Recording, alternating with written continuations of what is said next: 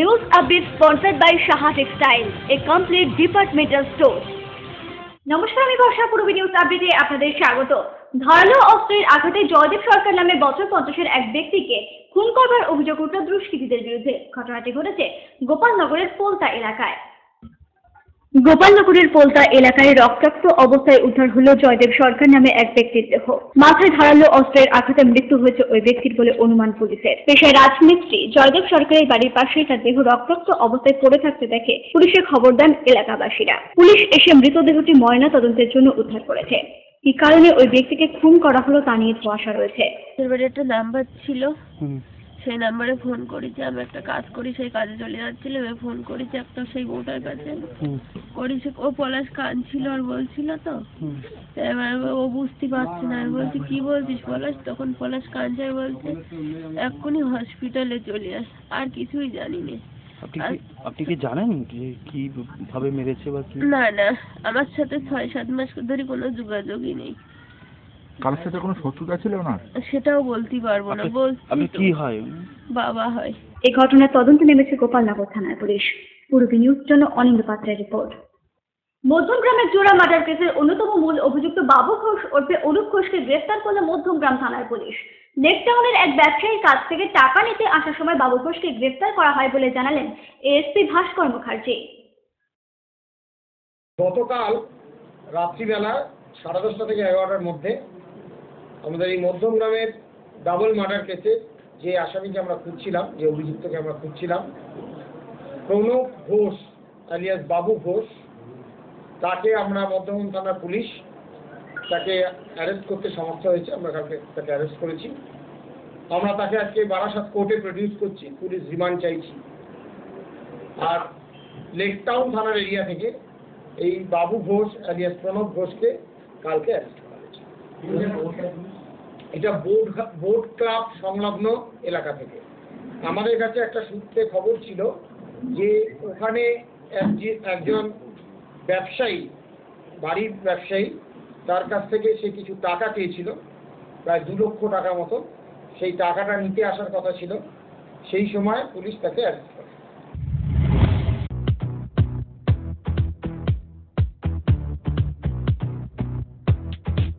Look like আসছে তবু প্রাণ নিত্য ধারা, হাসি সূর্য চন্দ্র তারা। ভাগবত গীতায় শ্রীকৃষ্ণ বলেছিলেন, বিশ্বের প্রাণ ও বস্তু সমূহের উদ্ভব ও বিনাশ তারই বিধান সাপেক্ষ। তবু এই মর্মান্তিক লয় ও ক্ষয়, শত শত নিরীহের নির্মম নিধন কখনো ঈশ্বর ইচ্ছায় সংগঠিত হতে পারে না। প্রাকৃতিক বিপর্যয়ে আজ নেপাল ধ্বংসস্তূপে আকীর্ণ।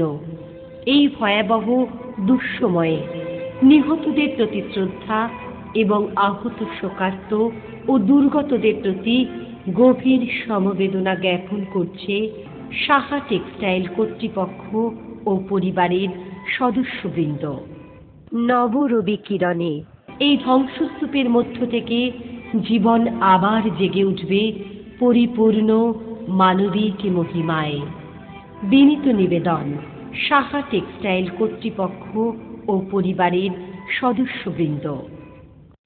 বিয়ের বেনারসি একমাত্র সেরা প্রতিষ্ঠান দেবশ্রী। শাড়ি আর চুড়িদারের অফুরন্ত আকর্ষণীয় সম্ভার। দেবশ্রীর পোশাকেই আপনার ব্যক্তিত্ব। শাড়ি জগতের রূপকথা দেবশ্রী। দেবশ্রীতে আসুন, শাড়ি পছন্দ করুন। সজ্জাদ্রব্যের অনবদ্য সম্ভার।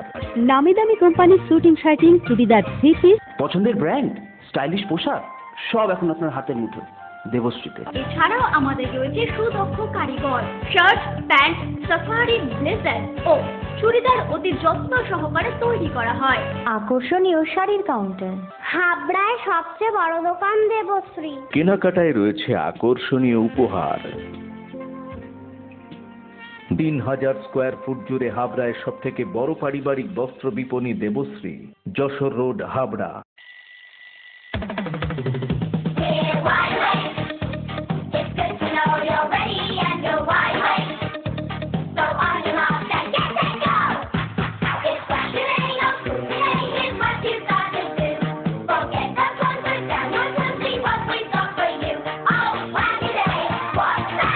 ছোটদের দারুণ দারুণ পোশাকের জন্য fashion corner, arena market, Habra.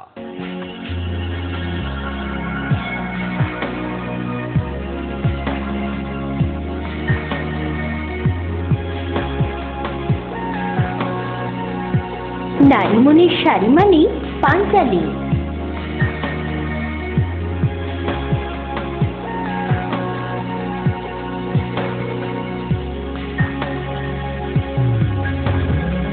নারীমণির শাড়ি মানে পাঞ্জালি। সোহনলাল তাপারিয়ার শাড়ির শোরুম পাঞ্জালি, যশোর রোড, হাবড়া।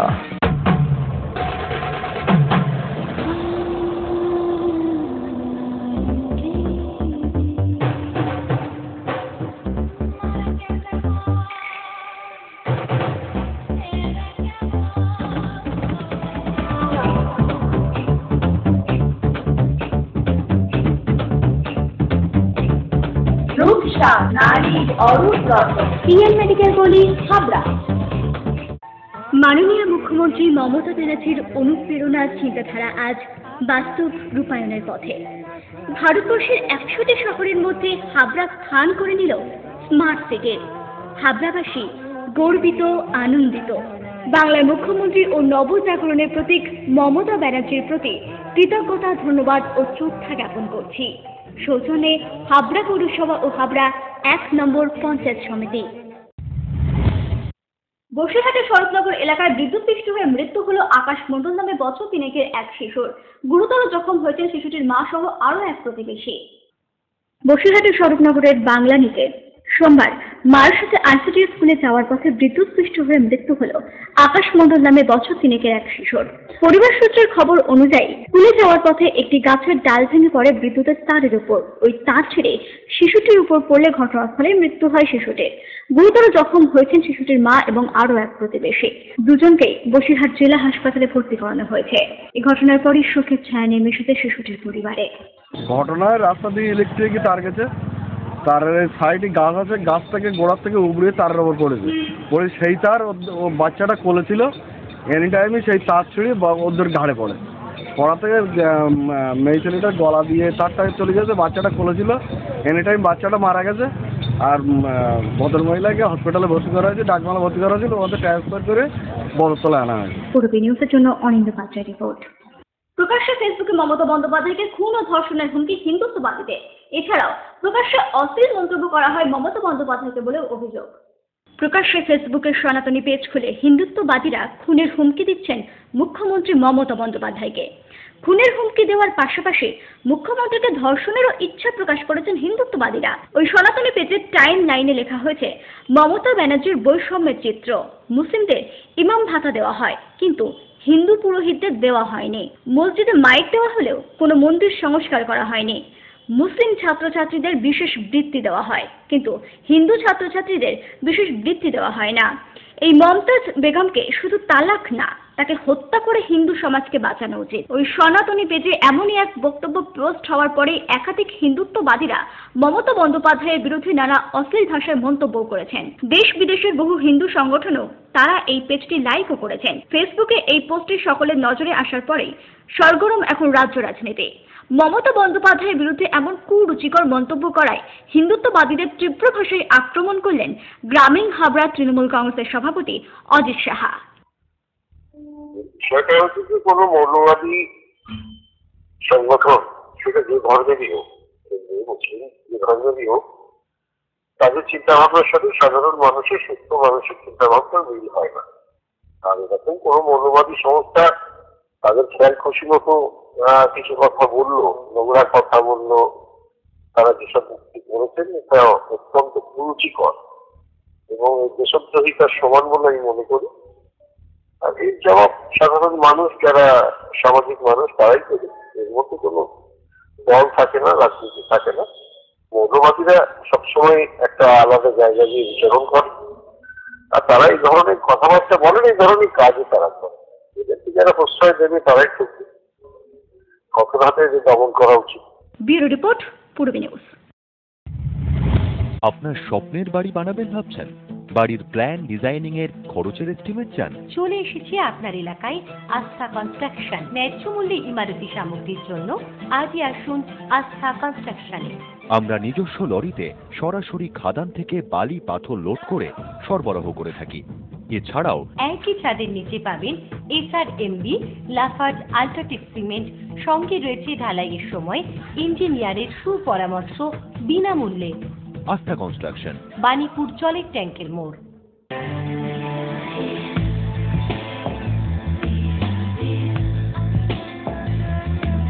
ঘরোয়া পরিবেশ,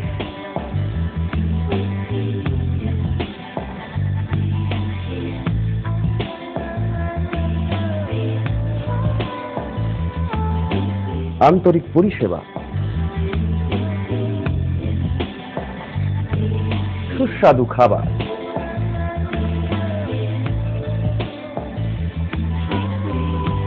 Rajnandini hotel and restaurant, fresh, fast, tasty. Post office road, Habra. Phone number 9735700999।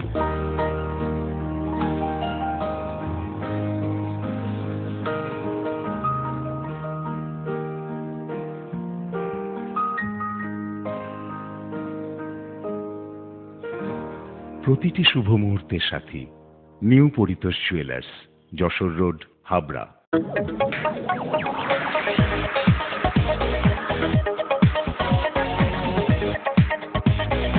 Kalpana store, Raymonds, Vimal, Franco, Arvind ও গ্রাসিয়ার মতো নামি দামি কোম্পানির শুটিং শার্টিং এর পাইকারি ও খুচরো বিক্রেতা।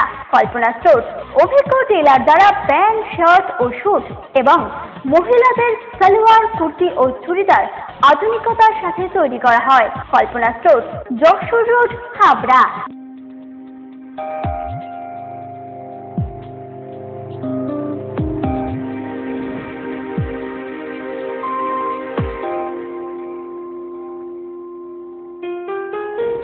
মজুমদার জুয়েলার্স শুধু সোনা নয়, 30 বছরের পরম্পরা।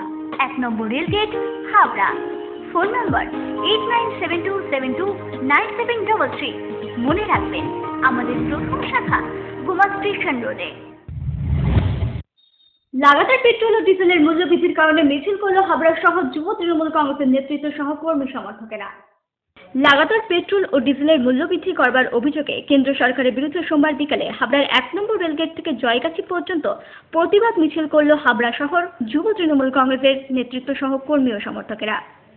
কেন্দ্রীয় সরকারের এই জনবিরোধী নীতি, পেট্রোল ডিজেলের দাম পরিকল্পিতভাবে বাড়ানো হচ্ছে। কেন্দ্রীয় সরকার তাদের এই হঠকারী সিদ্ধান্তের বিরুদ্ধে রাজ্য তৃণমূল কংগ্রেসের নির্দেশে যুব তৃণমূল কংগ্রেস, ছাত্র, যুব, মহিলা সকলে আজকে আমরা এই অস্বাভাবিক পেট্রোল ডিজেলের দাম বাড়ানোর বিরুদ্ধে আমরা সোচ্চার হয়েছি। আমরা চাই কেন্দ্রীয় সরকারের এই জনবিরোধী নীতির বিরুদ্ধে সমস্ত মানুষ আজকে তৃণমূল কংগ্রেসের সঙ্গে থাকুন এবং কেন্দ্রীয় সরকার যেভাবে পেট্রোল ডিজেলের দাম বাড়িয়ে মানুষের চলার পথকে বাধা সৃষ্টি করছে তার বিরুদ্ধে দাঁড়িয়ে আমাদের লড়াই অব্যাহত থাকবে এবং আমাদের বাংলার প্রিয় মুখ্যমন্ত্রী এবং আমাদের দলের সভানেত্রী তিনি যে পথে লড়াই করবেন আমরা সকলে মিলে সামিল হব। কবিতা ব্যান্ডের নতুন অ্যালবাম কবিতা কানেকশন লঞ্চ হলো সম্প্রতি। উপস্থিত ছিলেন ডিজাইনার অগ্নিমিত্রা পাল সহ অনেকেই। কবিতা ও গানের মেলবন্ধনে কবিতা ব্যান্ডের নতুন অ্যালবাম কবিতা কানেকশন সম্প্রতি লঞ্চ হলো কলকাতায়। এই সিডি রিলিজ অনুষ্ঠানে হাজির ছিলেন বিখ্যাত ডিজাইনার অগ্নিমিত্রা পাল সহ বহু বিশিষ্টজনেরাই। কবিতা ও গানের মেলবন্ধনে যে সিডি প্রকাশ করা যায় এমনই এক ভিন্ন চিন্তাধারা নিয়ে এই ব্যান্ডের কলাকুশলীরা জানালেন।